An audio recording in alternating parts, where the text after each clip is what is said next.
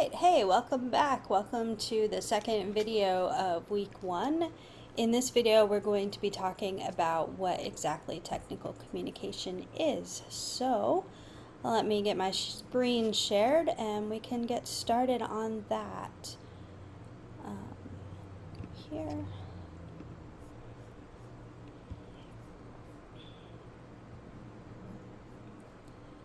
Right, so what is technical writing? We're just going to be learning in this section about the field of technical writing, what it encompasses, and what you can expect there.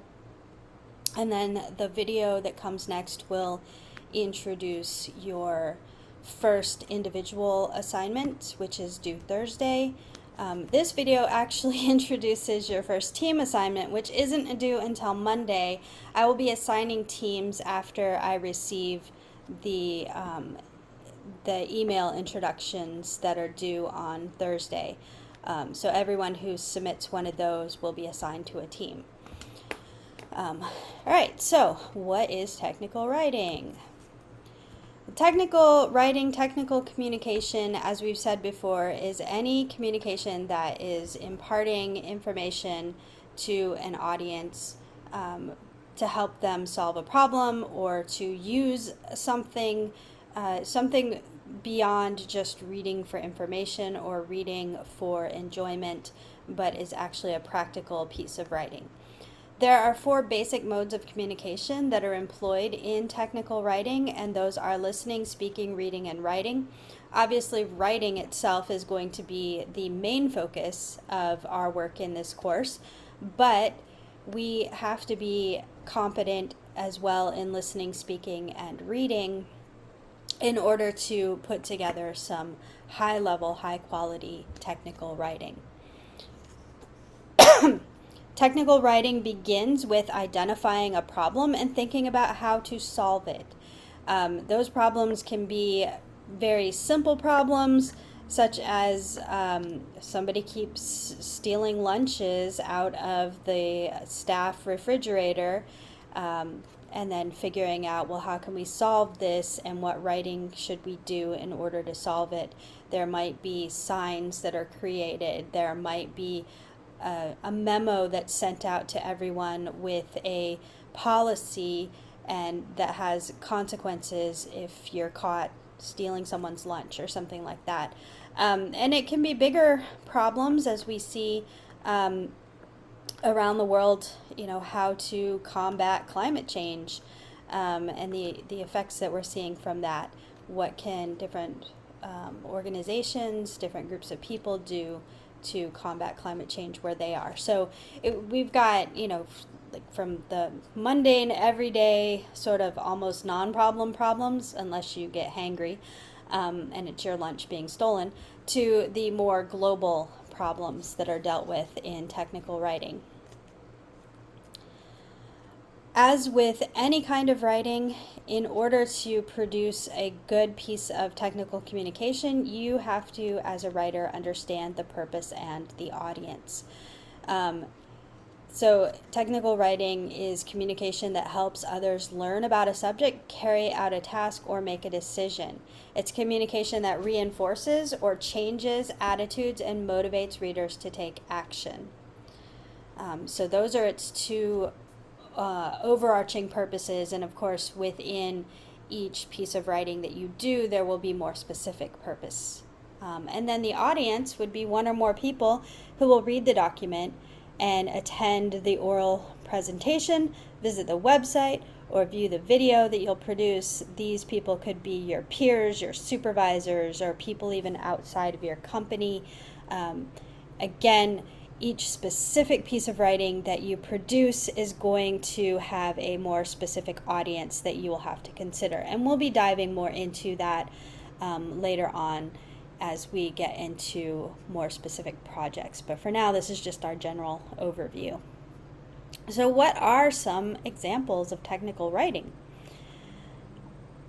Company blogs and websites, or professional websites of any sort, whether it's a company or an individual,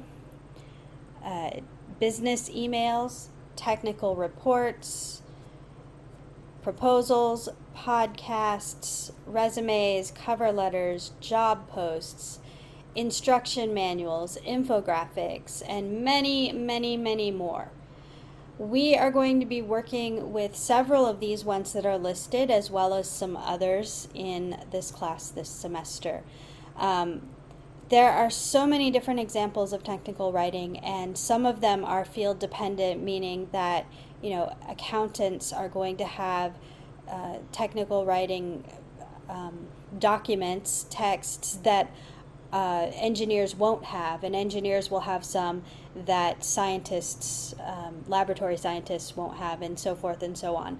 And remember, technical writing, as I mentioned in the previous video, is not simply business communication, although that is one area of technical writing. Technical writing is much broader than that, and is found in many different fields beyond business. And if you're thinking about, business writing, keep in mind that there are many different forms and kinds of business, and each one is going to have its own areas of technical writing that are necessary.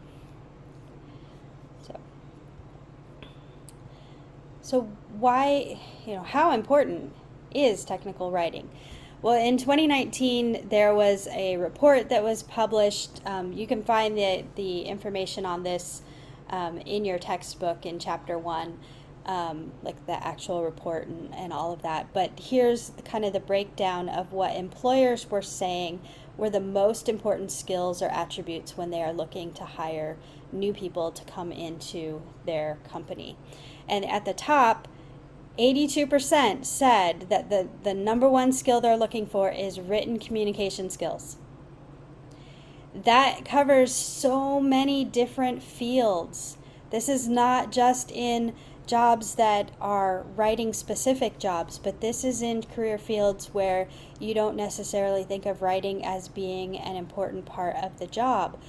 But written communication skills are valued by 82% of the respondents in this study, more so than any other skills. And then slightly below that is problem-solving skills.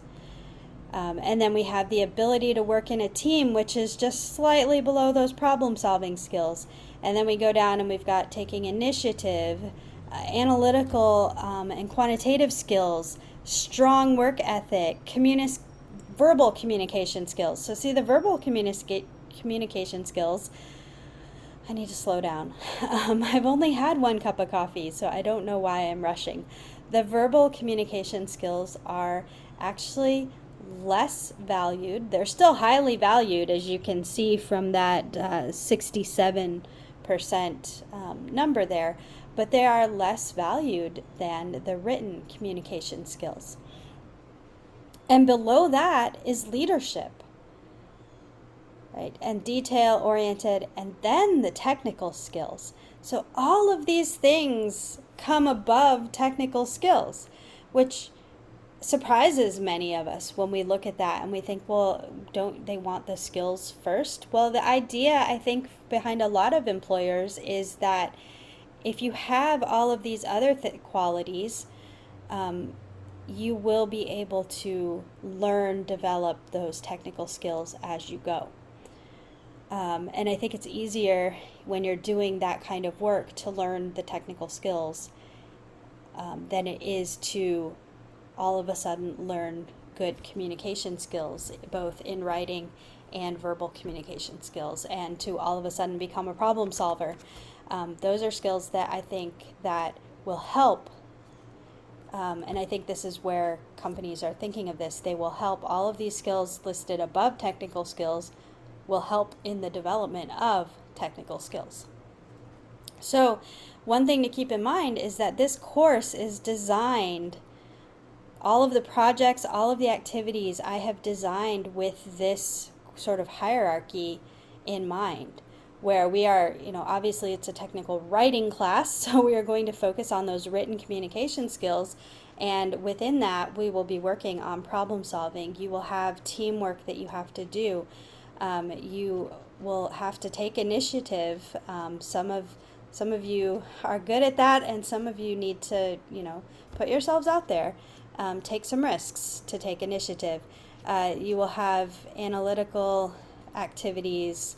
You will need to show a strong work ethic, especially because this is an online class and it's asynchronous as far as we don't have any specific class meetings. So it's on you to be self-motivated and self-disciplined to open up your slides every Monday and plan your week, read the materials that are required, watch the videos, and do the assignments.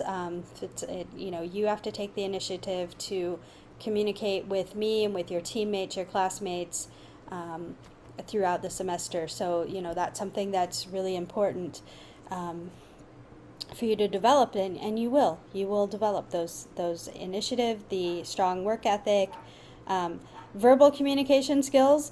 You will have a couple of projects that require some verbal communication, and then you may have some team activities that you choose to do in, say, a Zoom or other online meeting setting, so that you do have to communicate with one another verbally. Leadership, everyone should be trying to take some form of leadership. Some of us are more natural at that and more skilled at that, but everyone can be a leader in some way.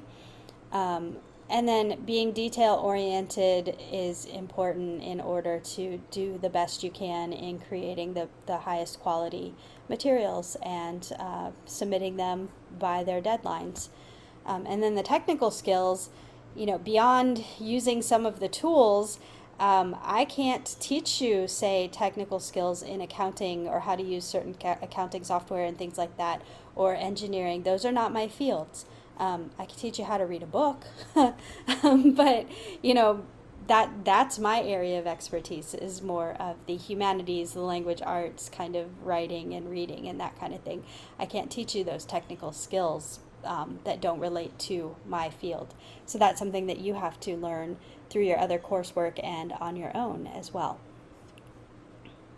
Okay. When you do get into creating your technical communications, you are going to be considering 5 different factors. Of course, audience and purpose. We'll be looking at the factors, the qualities, the characteristics of audience and purpose. The setting that you're creating this piece of technical communication in. The document, what are the factors related to the actual document that you're producing, whether it is a physical document or a digital document. What are the factors that you have to consider for that? And then the process, because in much of the business world, the process is not individual like it often is in classroom settings where, we want you to do your own work. Do your own work. You've heard that so many times. But of course, in this class, we're going to be doing teamwork. So do your team's work as a team. So how is your team going to operate?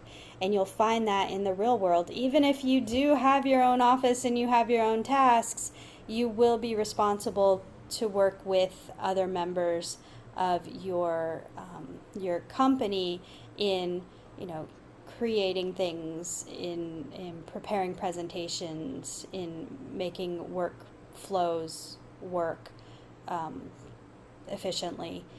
So what is the process that you're going to be following? Right. There are some common characteristics of technical documents. So we have, these are, this graphic comes from your textbook.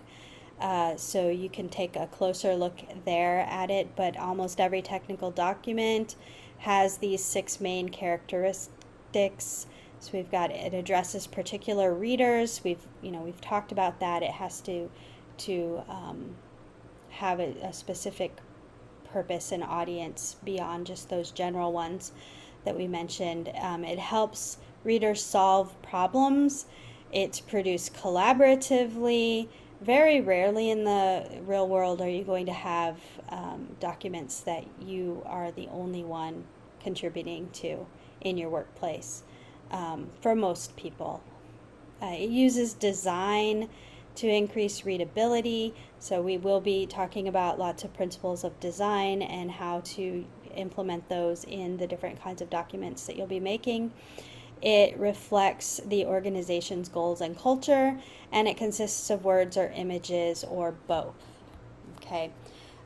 So those are the main characteristics of a technical document, and of course, since this is in your textbook, you can take a look at this more detailed on your own. And the same thing, this one is also from your textbook, but these are the measures of excellence in technical documents. So we have 9 characteristics that distinguish excellent technical documents. We'll start here at the 12 o'clock with clarity. Accessibility. Accessibility does not simply refer to can you click on links, but also keeping in mind people with varying physical abilities. So is your document accessible for visually impaired people? Is there a way for it to be accessible, or hearing impaired, or is there some other thing you have to keep in mind for accessibility? Also thinking of global audiences, is it accessible to people whose first language is not English, since we're going to be producing our documents in English, but if you were producing documents in another language, would that document be accessible to people whose first language is not that other language? And what would you have to do in order to make sure that it is?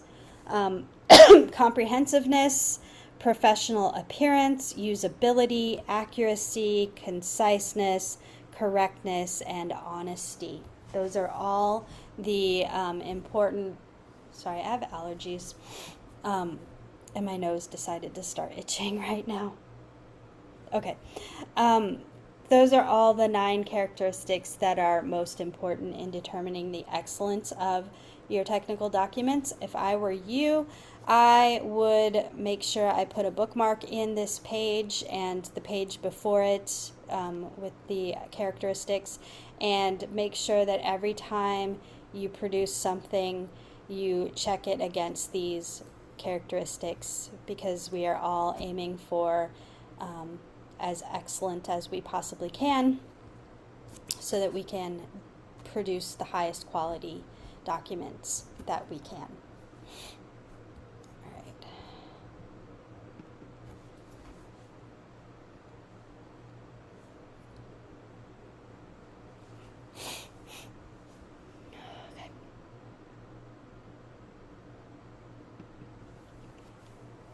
Okay.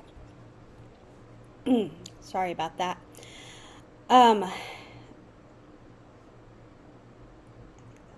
Okay.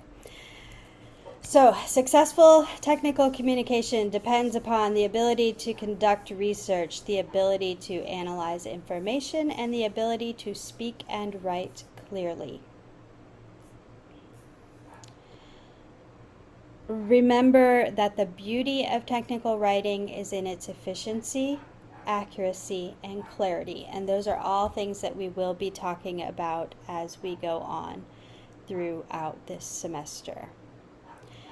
So these next several slides are from your textbook. Again, I include them because I know that some people might still be trying to get their textbooks, and so these are some technical documents that are annotated for you and explained what they are and how they work, what their purpose is, what their audience is.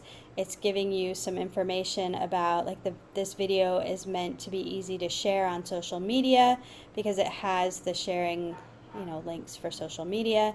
It's designed to accommodate people with disabilities, so the viewer can listen to the narration or turn on the subtitles, or if you're like me, you're doing both, reading the subtitles and listening. The document includes a text-only version that provides a complete transcript of the narration and describes the images. The video takes advantage of our cultural assumptions about color. Red suggests heat, blue suggests cold. If you are creating a document that is going to be used in other areas, you would want to take into account what their assumptions and associations are with the different colors that you would choose. And we learned that it's from a video produced by the Department of Energy, intended to educate the general public about the basics of solar energy. So again, the rest of them I'm not going to go through in detail. I'm going to let you read them. I do want to talk about this one though. This is email collaboration. I think I mentioned in the previous video that when you get into your teams, you may want to choose to set up, say, a chat group using Google Chat or some other platform that you can discuss your assignments with one another. Here's one reason why that might be a better choice. When we have email collaboration, so this is, say there's this document. This document's kind of all over the place, right? Somebody has created this document. I'm not sure where on here. I don't think it really makes that clear. And it's being shared with people through an email group. And then different people are receiving it, and they're saving it, and they're viewing it, and they're editing it, and then they're sending it back to the group. And so there might be multiple versions of this document floating around through that group, and it's going in all kinds of different directions, and people, are never sure maybe which one they're supposed to be looking at, which one someone's referring to, what the first document was, what the last document was. They're just, it's confusing. If you use something like Google Docs, however, you have one document, and that one document is shared with everyone, and everyone in that group can view and edit that document, that one document. And everything is updated in real time for all the people who have access to that document. That right there is why you will be using the Google folders that I share with you for team assignments. That is also why you might want to set up a chat so that you can have everything sort of in one stream where everyone's chatting together. And that's important. You can read more about that. And then we have an example of a blog that takes a topic that is important to a particular company and community. The company is writing about it, and then there's a conversation about that, and again, you can read the write-up for that. And that brings us to your first reading assignment, which is to read Chapter 1, The Introduction to Technical Communication, and you should do that before you begin the team assignment. One thing I like about this book is that the chapters tend to be pretty short, and they are well illustrated. That doesn't mean that like they're filled with random images, but they are well illustrated as far as the pieces that are included in the images, graphics, visuals that are included are very useful and used well. There's a good layout. It's a clean layout, and it's pretty clear and easy to understand. This chapter is, begins on page 2, and you will be reading through page 14. So it's not a whole lot of reading that you have to do for it, but it has a lot of good information that expands on everything that I have talked about in this video and more. So your first team exercise, which again I will be assigning teams and sharing folders with you after I receive all of the email introductions, so Thursday afternoon. Your first team exercise is to study the homepage of the GRCC website. You don't have to go beyond the homepage, just study the homepage, the whole homepage. Focus on 3 measures of excellence in technical communication: clarity, accessibility, and professional appearance. Those are explained in the textbook, so you want to read. That's why I want you to read first. How effectively does the GRCC homepage meet each of these 3 measures of excellence?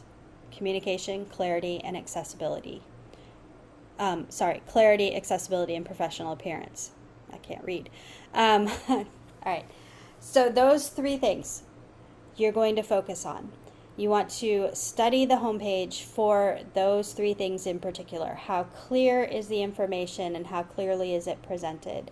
How accessible is it to various audiences, various like aspects or sub audiences of the general audience? And then how does it rank as far as having a professional appearance? You want to create, as a team, you're going to create a rating system and give the homepage a score for each of the 3 measures. So we've seen rating systems every time we read a review of a product on Amazon, every time we go to TripAdvisor and read a review on something, or a restaurant review on Google, you see the rating system. You want to create your own. Then together, one document, you're going to draft a document that presents and explains the rating you gave for each of those 3 measures.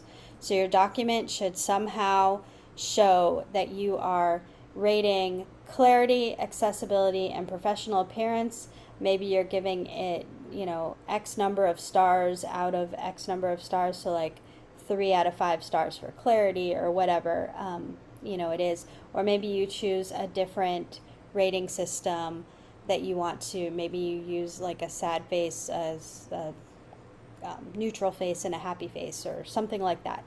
Whatever your rating system is, but you have to explain what each of the levels of your rating system is. So remember, on the syllabus, I gave you the grading scale, the 4-point scale, and I told you the 4 exceeds the requirements with professionalism. The 3 meets the requirements with professionalism. The 2 is maybe a little shaky on some requirements and or professionalism. The 1 is you didn't really meet the requirements and you're lacking in professionalism. And the 0 is like you didn't even do it. So, your document needs to not only present the ratings, but also explain the score system that you use. That document is due, Monday is Labor Day, so I'm going to have you have this due by noon on Tuesday this time. Might as well start out the semester breaking all of the rules and patterns that I explained will take place for most of the semester. So that assignment, instead of being due Monday, is going to be due by noon on Tuesday. All right. If you have any questions about it, please let me know. But now we are ready to stop this video and we're going to go on to the next part, which is your email of introduction, which is actually the assignment that is due first.